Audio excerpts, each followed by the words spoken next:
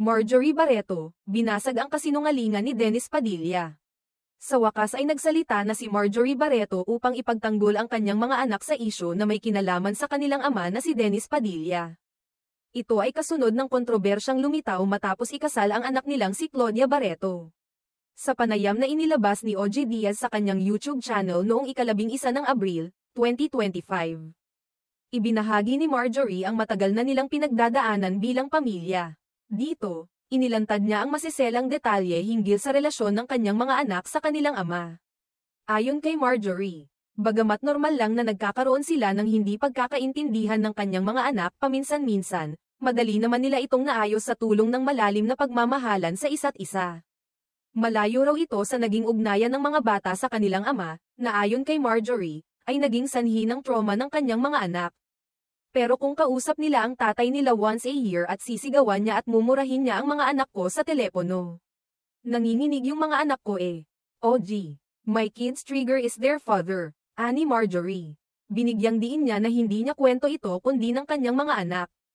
At maraming taon na raw silang dumadaan sa therapy upang maproseso ang lahat ng ito. His voice alone, nanginginig sila. It's not my story to tell, it's my children to tell. Years of therapy yan. There are so many things hindi nyo alam na pinagdadaanan namin dyan kay Dennis, dagdag pa ni Marjorie. Bukod sa emosyonal na epekto ng kanilang ama, kinwestiyon din ni Marjorie ang patuloy na paglabas ni Dennis sa mga panayam sa telebisyon. Aniya, bawat paglalabas ng saloobin ni Dennis sa publiko ay parang sugat na muling binubuksan para sa kanilang mga anak. Sa tingin mo ba bawat pa-interview niya sa'yo ilang beses, kina Julius Babaw? Lahat ng mga interview niyang ganyan, we go back to zero.